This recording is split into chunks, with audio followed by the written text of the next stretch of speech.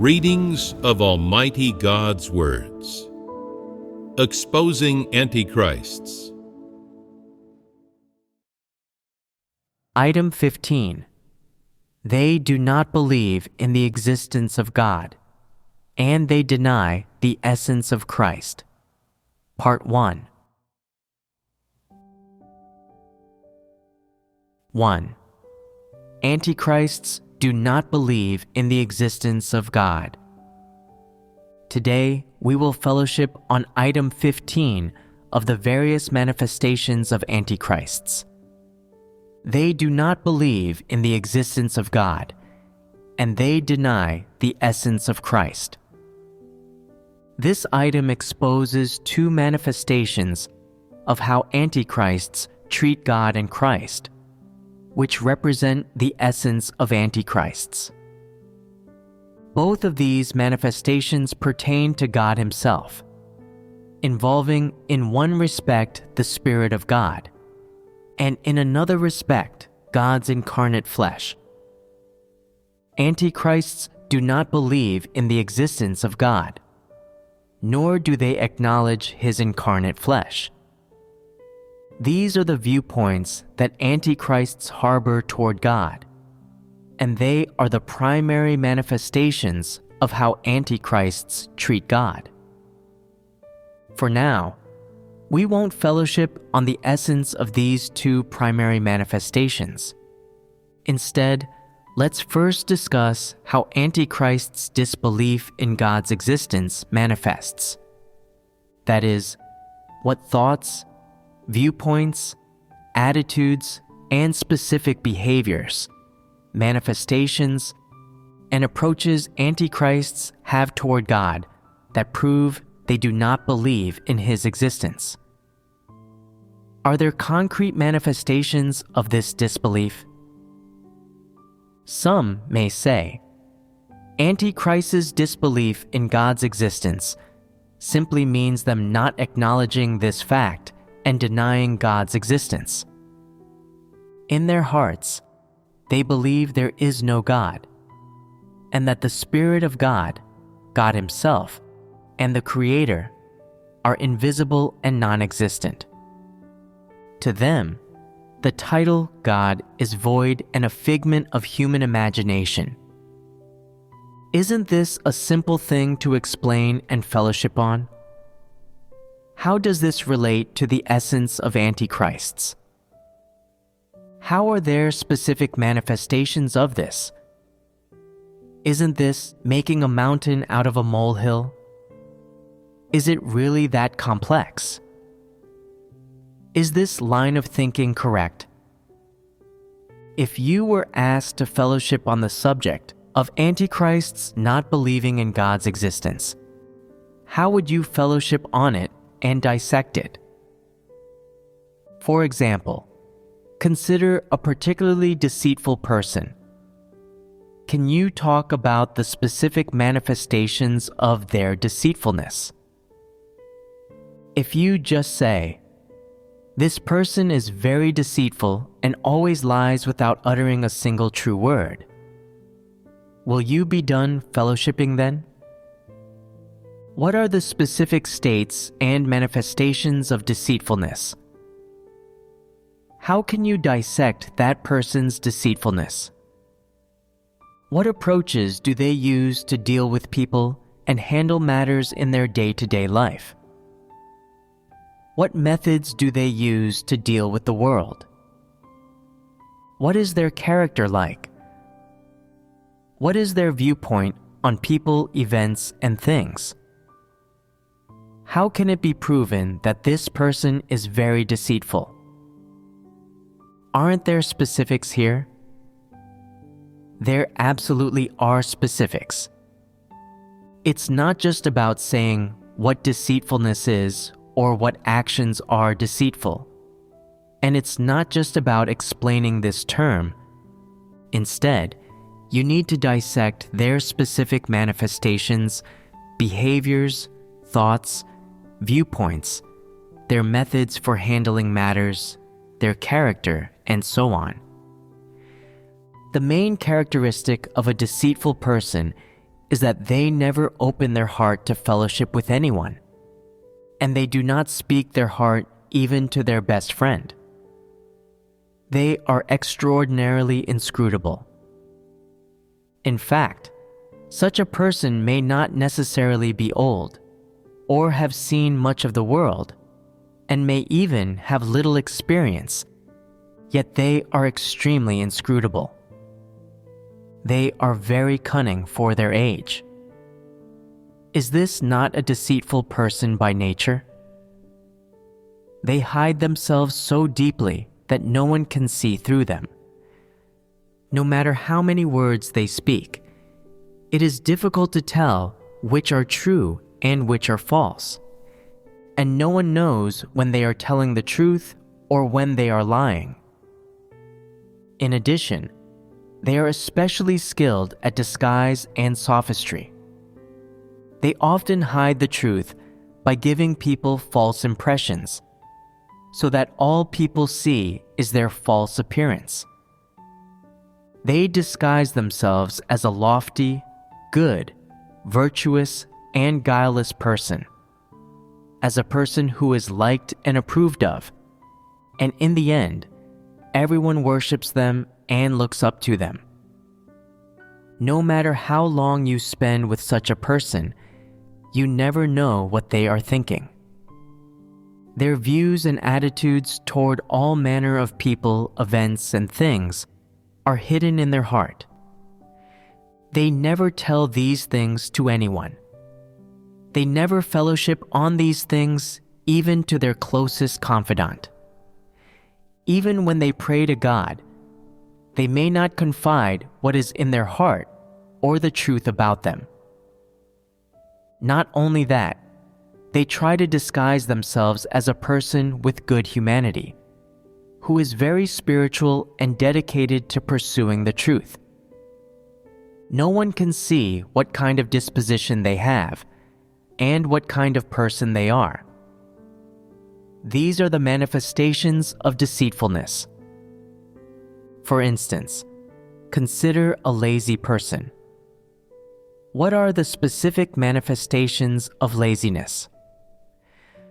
Some might say, laziness is not doing any work at all, just sitting around all day, not wanting to move or worry about anything, and not wanting to talk.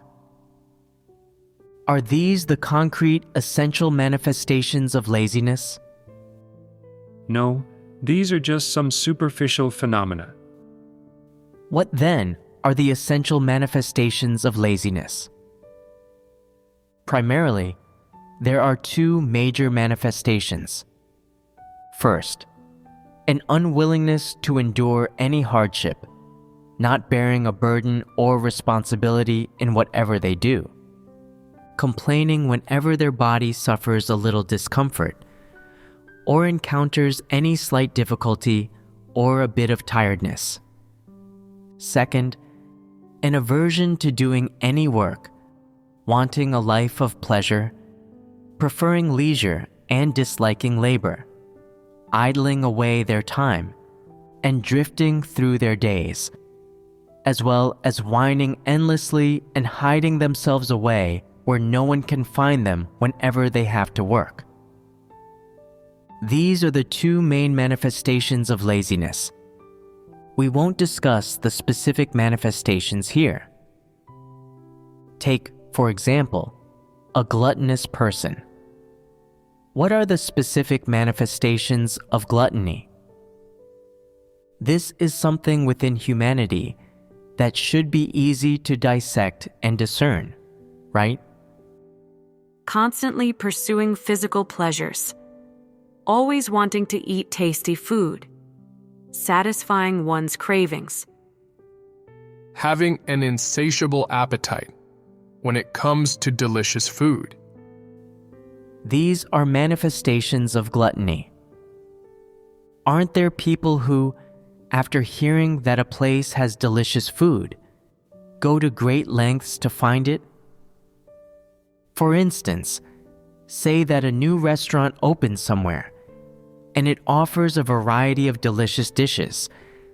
but it's a bit expensive and far away, and it takes an hour's drive to get there. Most people would think it's not worth traveling that far just for a meal. But people who love to eat, upon hearing about this restaurant, would think, an hour's drive isn't far.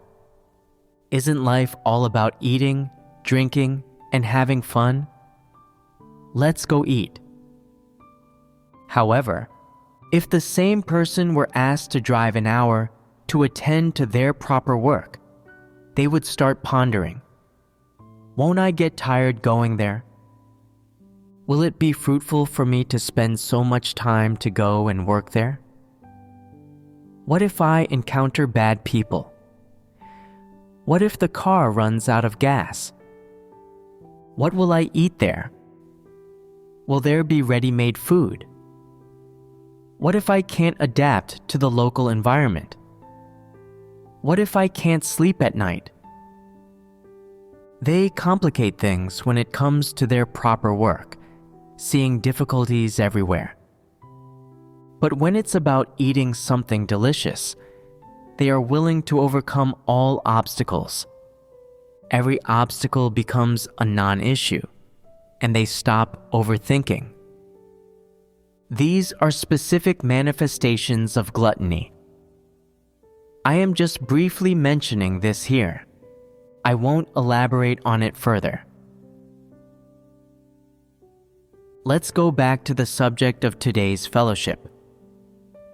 What are the manifestations of Antichrist's disbelief in the existence of God? What specific thoughts, viewpoints, and states do they reveal? When things befall them, what attitudes, viewpoints, and ideas do they possess that prove they truly do not believe in the existence of God? Isn't this worth fellowshipping on? Antichrists do not believe in God's existence. What are the details and specific manifestations of this disbelief? No matter what happens, they don't believe that it is orchestrated and arranged by God, and they cannot accept it from God. They do not believe that God rewards the good and punishes the evil, so they brazenly commit evil. These are some specific manifestations. Antichrists do not believe in the existence of God. This disbelief in God's existence is a denial. What do they deny that proves that they deny God's existence? They deny God's identity as the Creator. They deny that God controls everything and holds sovereignty over all things. They deny that God's words are the truth, and deny that God's work of judgment and chastisement can cleanse people's corruption and save them from Satan. Which of these statements is representative and more essential? Denying God's identity and His sovereignty over all things. Are these not representative? Are they not essential issues? Believing in God's existence is, in one respect, acknowledging God's identity and essence. Furthermore, it is accepting and acknowledging the fact that God holds sovereignty over all things, on top of that foundation of believing in God's identity and essence. Isn't this completely believing in God's existence? Aren't these 2 points crucial? These two are the most essential issues. Therefore, to dissect Antichrist's disbelief in God's existence, we first need to dissect 2 things. First, Antichrist's refusing to acknowledge God's identity and essence. Second, Antichrist's refusing to acknowledge God's sovereignty over all things. Other aspects are contained within these 2 points. Previously, we fellowshipped about how Antichrists do not acknowledge that God is the truth, that God's words are the truth, or that God can save people. This is also a fact. Here, however, I am saying that antichrists fundamentally do not believe that there is a God, and fundamentally do not believe in God's existence.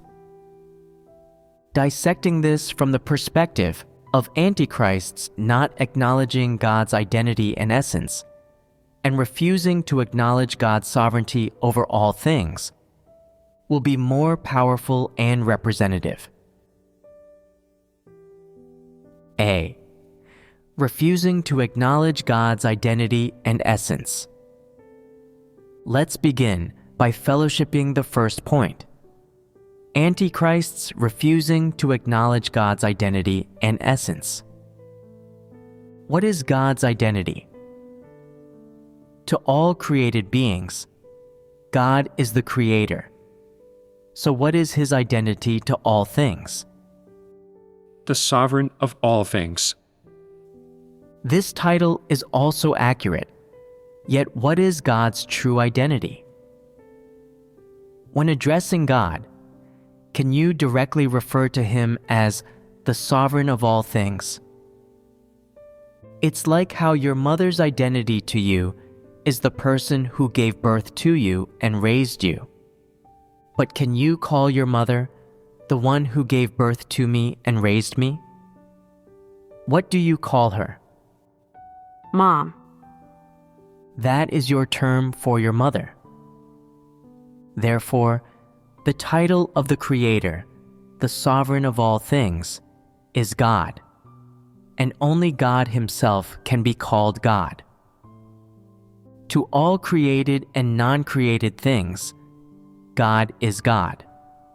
His identity is the sovereign of all things, and His title is God. The one who holds this title is God Himself. He is God. Only he who is worthy of the title of God possesses God's identity and essence.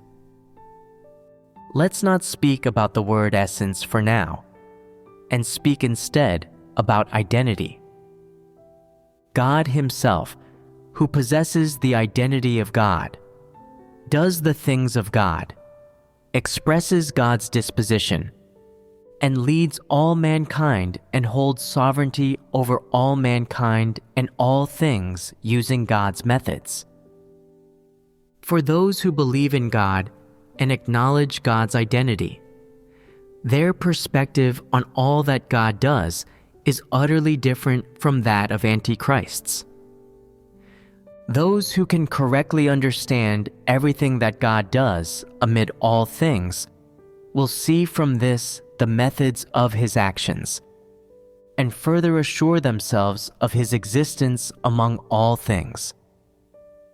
By contrast, the viewpoint, manner, and angle from which antichrists view all these things are completely opposite to those who believe in God's existence. It is because of this that antichrists would rather die than believe in God's existence, or believe that the one who is capable of doing all these things is the one who possesses the identity of God, and that only He is worthy of being called God, and worthy of being addressed by people as God. For many matters that exist amid all things and all of mankind, whether they be visible to the naked eye or not, if people view and understand them through God's words and the rationality of normal humanity, they will discover that God is leading mankind amid all things, and that He does indeed exist. The laws of all things and the development of all things are being orchestrated and arranged within an invisible, indescribable set of rules. So who is capable of orchestrating and arranging all this? Not any great person, nor any hero, and this certainly is not a natural formation. Rather, it is the one who is invisible and intangible, but can be perceived by man, who is sovereign over all this. Who is this? It is God. Isn't believing in the existence of God the minimum rationality that people should possess? Isn't this the most minimal, basic viewpoint and angle people should view things from? Antichrists, however, lack this rationality, and therefore do not view things from such a viewpoint and angle. So, with regard to the things orchestrated by God, which humanity can only perceive, and which God has not explicitly communicated to mankind in clear language, Antichrists consider them to be coincidental, man-made, naturally formed, or even imagined and manipulated by people. No matter how you testify to God's existence, no matter how many facts you use to prove that God is among all things, that God possesses the identity of God, and that only the one who possesses God's identity can do these things, and arrange all things in an orderly manner, and that such a sovereign is the one who possesses the identity of God, will Antichrists see it this way? Would Antichrists understand it this way? No matter how many facts you present to prove it, Antichrists will neither believe it nor acknowledge it. Even if they don't say anything on the surface, and even if they cannot present any evidence to refute it, deep down, they are disagreeing and refusing to acknowledge this 100 times over, and putting a series of question marks behind it. They think that the people who believe in God's identity are fools, and that they have been misled, and that this is something only those lacking in mature thought would do and think. In their view, man's free will should be controlled by man himself and freely expressed. They think that people should form opinions about the events that occur amid all things in whatever way they choose, and that these events should be viewed through scientific methods and a scientific perspective, that people should not be so superstitious, or use God's sovereignty to explain everything, or approach everything using God's sovereignty. For instance, in the church, many brothers and sisters have experienced numerous signs and wonders performed by God since receiving His salvation. They testify about how God led them at that time, how God showed them that He does indeed exist through these events, and that they were truly carried out by Him, as well as the immense blessings and grace they received through these events. The evidence is there, both in testimonies and in physical proof. The faith of those who believe in God's existence is strengthened by these testimonies and physical proof. But does the viewpoint of Antichrists, who do not believe in God's existence, change after hearing them? No. How can you tell? Because no matter how truthfully you speak, or how many people there are to personally verify your testimony, Antichrists won't believe it. They will say, "Unless I experience it myself, if I haven't seen it, then it doesn't exist." What you have encountered and experienced was just a coincidence, a happenstance. Doesn't everyone experience dangerous or coincidental events in their life? Does the occurrence of these coincidences and happenstances prove that they're God's doing? Does it prove that the one doing these things is God? Maybe it's just your imagination. Maybe you were just fortunate that some benefactor was there to help you. Or maybe it just wasn't your time to die, and you had a lucky escape.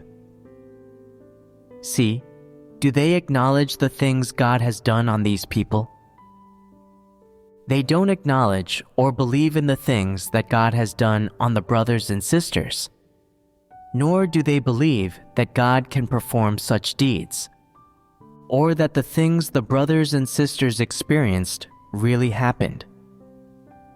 They think, how can such things exist in the world? If they do, they are just figments of human imagination. As the saying goes, what you think about in the day, you will dream of it at night. These things are all just illusions. When antichrists hear about how brothers and sisters experienced some signs and wonders, some of God's special grace and blessings, and some things that are beyond the reach of ordinary people, they do not believe it. So, can antichrists believe in the enlightenment and guidance that brothers and sisters gain while experiencing God's words? They do not believe in that either. They do not believe that God enlightens, illuminates, and guides people. They think this all comes from the human mind, from man's knowledge-based analysis and understanding, and that this produces these experiential testimonies. They believe, if people think hard and strive hard in this direction, won't they gain some knowledge? If I also put in effort and thought hard and contemplated hard in this regard, then, like writing an article, I could also come up with some experiential testimony. Therefore, when it comes to the experiential testimonies of the brothers and sisters, where they testify to how God led them, how He enlightened and illuminated them, how He judged, chastised, pruned, and disciplined them, and how God orchestrated situations to try and refine them, as well as how they came to understand God's intentions from this, and so on. Antichrists do not acknowledge or believe in any of these deeds of God. They think that all these things are impossible. Antichrists do not acknowledge or believe in these events that occur among the brothers and sisters. Does this confirm the Antichrist's essence of completely refusing to acknowledge God's identity? In fact, this is not the most powerful evidence to prove the Antichrist's essence of refusing to acknowledge God's identity. Let's temporarily go beyond the scope of the church and the brothers and sisters and examine the viewpoints of antichrists toward various matters among groups of people and in real life. What are these matters? The birth, aging, illness, and death of people, as well as social changes, political shifts, and the occurrence of disasters. Antichrists fail to know the sovereignty of God within any of these things. Antichrists do not believe that people's destinies are in God's hands. Instead, they want to create a beautiful homeland with their own two hands. These are specific manifestations that touch on the essence of the issue. Can antichrists see that human destiny, life and death, and all the experiences that each person goes through in life are under God's sovereignty? They cannot see this. For instance, there's a popular saying in society: building bridges and repairing roads lead to blindness, while murderers and arsonists ensure that their offspring multiply. Is this saying a substantive rule for something? Is it the truth? Is it a philosophical theory? Then, where does this saying come from? Certainly not from those who believe in God. It's a superficial phenomenon in the living conditions of various people throughout human development. People believe the world lacks fairness, that the more good deeds a person performs, the more likely they are to become blind, and the more they face retribution, while the more evil a person does, the more they thrive and find success in the world. Do the developmental laws of various things among mankind align with this saying in any way? There's also the saying, "The good die young, while the evil live to a great old age." What sort of people created this saying? These types of sayings are known by people as folk adages. What sort of people are capable of speaking these adages? Are they believers in God? Are they people who believe in the existence of God? There are certain kinds of cynics who are unsuccessful in society and among people, who face obstacles everywhere, with hard fates and unfulfilled aspirations, and they do not thrive no matter where they go. They think that they are somewhat competent and capable, and yet they've been unable to make a name for themselves, flourish, surpass others, or honor their ancestors. Wherever they go, they are excluded, bullied, and oppressed, and they lack the ability to break free from all this. Eventually, they conclude, there is no fairness in society or mankind. There is no such thing as rewarding the good and punishing the evil, or retribution. Bad people do bad things without being punished, while good people who have done a lot of good things, like giving donations and helping the poor, do not receive rewards in the end. So, don't be good. It's useless. Good people end up becoming blind. One must be an evil person instead.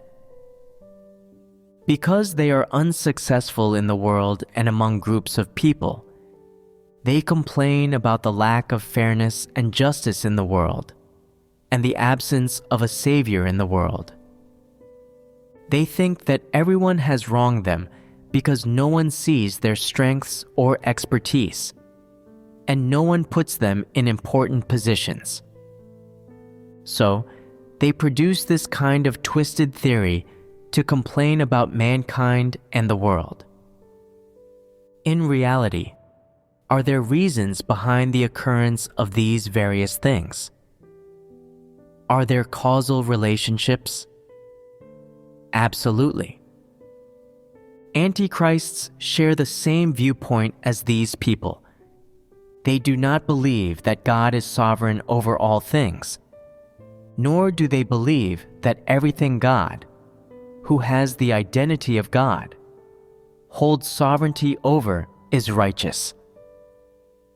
Therefore, Antichrists not only fail to acknowledge that all God does represents his identity, they also believe in the twisted theories and heresies that circulate in society.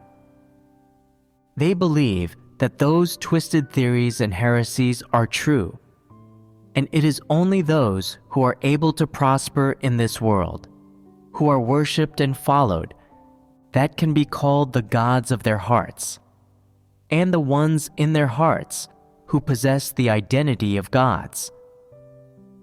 For example, in Chinese legends, there are figures like the Queen Mother of the West, the Jade Emperor, the 8 Immortals, Guanyin, and the Buddha. These are who Antichrists truly worship in their hearts. In these legends, the Jade Emperor is the greatest. He has the power to punish sinners in the heavenly realm by casting them down to the mortal realm. When Antichrists hear this, they feel a great admiration for him, thinking, the Jade Emperor is truly a god. He has the demeanor, bearing, and capabilities of a god. These legends, along with the so-called immortals that the general public makes offerings to, have left a deep impression on people. They believe these so-called immortals have great skills and powers. They are deserving of the title of gods. They are able to provide a statement of resolution in the heavenly realm on all the unfair and unsatisfactory things that happen in the world. And if one seeks justice, they can find an answer from them. For example, historical figures like Bao Gong and Guan Gong uphold justice for mankind in the spiritual realm. When a person is wronged and the courts are unjust, if they bring their case before Bao Gong or Guan Gong, they are guaranteed to get justice. People believe that these characters from folk tales can administer justice for mankind, punish evil people, and rectify all the unfairness in the world, allowing those who suffer and struggle to stop shedding tears. They think that the poor people at the bottom of society, the incompetent and the bullied, need only to make offerings to, believe in, and follow these figures in order to escape all their suffering and resolve all of the abuse and oppression they face.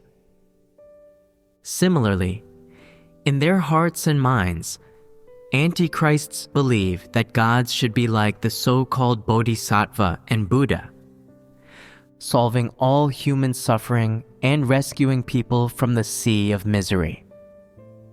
For instance, a man whose mother was terminally ill and beyond medical help was very filial and didn't want his mother to die. So he burned 3 sticks of incense and offered delicious food and drinks to an idol of Guanyin Bodhisattva every day. Then he made a vow. If his mother's illness could be cured and she could live for another 30 years, he would willingly give up 30 years of his own life in exchange, become a vegetarian for the rest of his days, and refrain from ever taking the life of a living creature again. After burning the incense, kowtowing and making this vow, and offering up his sincere heart, his mother's illness was cured. Did this mean his vow was heard by the Bodhisattva? Did it mean that his mother would live an additional 30 years and he would live 30 years less? No. But because he believed, he was convinced that it was true. He then started to fulfill his vow by becoming a vegetarian. One day, he wondered, "My mother has been cured, and her longevity isn't an issue anymore. So can I break my vow in the future? Can I eat a chicken leg? If I want to eat one, I can." Right after eating the chicken leg, he felt good, and his heart felt at peace. But the next day, he suffered from vomiting and diarrhea, and was sick for several days without any improvement. On the 4th day, he wondered, "Is this punishment from the Bodhisattva? Is she not permitting me to eat meat? It looks like the words I spoke before really did count. I cannot eat meat." When he thought of this, he quickly burned 3 more sticks of incense, offered up lots of delicious food, and acknowledged his sin. His sickness was cured the next day. When he saw that the Bodhisattva was so effective, he believed even more firmly that when people act, the Bodhisattva is watching. I must not try to trick her. I must keep to my vow, or face her punishment. From then on, he felt even more so that the title Bodhisattva was sacred and inviolable. He burned 3 sticks of incense daily and made offerings during festivals and holidays. Over time, the belief that idols which people make offerings to, like the Jade Emperor, Guanyin Bodhisattva, Guangong, and so on, are gods, was reinforced in such a person. Their status in their heart became even more unshakable, without any doubts or suspicions. Even if antichrists haven't experienced these things, or made offerings to these idols or clay figures at home, they still occasionally hear about or encounter such things in their social circles.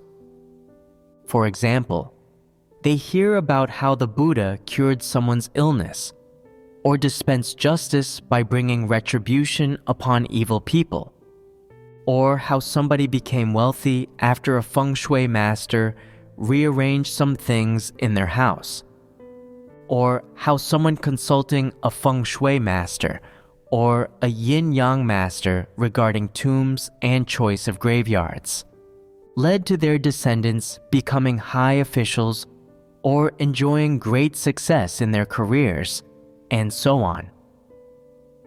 These things leave an impression on the minds of antichrists, that gods should possess capabilities and powers like these so-called Buddhas and emperors, which people encounter and see in their daily lives.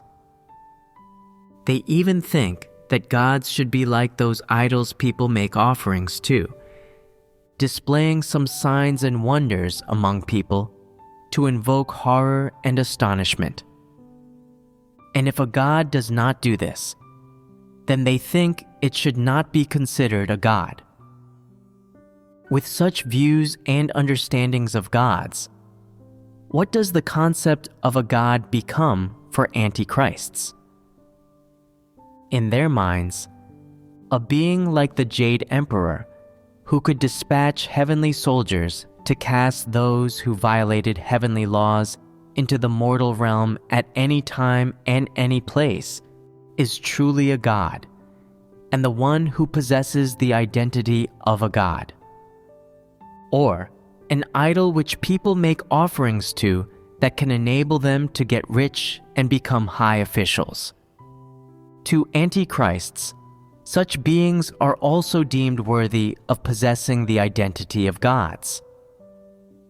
This is Antichrist's inner perception and understanding of the identity of gods.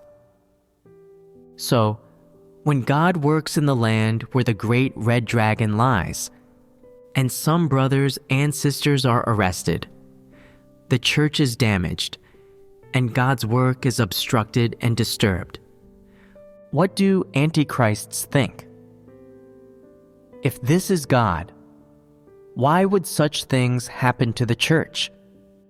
When the brothers and sisters are being arrested, God should display visions in the sky and send out thunder and fury, causing the evil police who are arresting the brothers and sisters to flee in terror like frightened rats. Why have I never heard about such events occurring? Since these people follow God and are God's chosen people, why doesn't God rescue and protect them? The great red dragon persecutes those who follow God so madly and cruelly. Why doesn't God come to earth to administer justice for mankind? Why doesn't God obstruct the great red dragon? Why doesn't he punish the great red dragon? Surely, it can't be that God with God's identity can only speak and supply the truth. Compared to the Jade Emperor, Guanyin Bodhisattva, and the Buddha, God doesn't seem to have great capabilities and skills. They say God has power and authority, but where is this power and authority? Is one who can only supply the truth and who lacks the power and authority of God, truly God? When the brothers and sisters are about to be arrested, God should put up a wall in front of the evil police, or make them blind and lame, and drive them mad or cause them to become stupid. Before danger approaches, God should let everyone clearly know about the impending risk. They should hear a voice, feel a strong sensation, and have a clear thought. Why doesn't God do such things? Why doesn't He give any hints when this kind of situation approaches? When people suffer arrest, torture, and persecution, why doesn't God stop or punish these devils and evil police? When they handcuff the brothers and sisters, when their batons hit them, why does God do nothing? If it were the Jade Emperor or Guanyin Bodhisattva, they would never let their followers suffer like this. They would surely intervene and help, making the evil police blind, distorting their faces, driving them insane, making their hands and feet rot, giving them terminal diseases, and getting them to kill each other. Why doesn't God do this? Where exactly is God? Does He even exist? When troubles come, God doesn't rescue people even if they pray to Him, nor does He arrange circumstances for them to escape danger. When the evil police torture these defenseless people, common sense dictates that a God should intervene, help, and not just stand idly by, as gods don't like to see injustices in the world, and gods are supposed to save people from misery and deliver all beings from suffering. Why does this God I believe in now not do such things at all? Does the God I believe in really exist? After experiencing many things, antichrists are constantly confused and doubtful.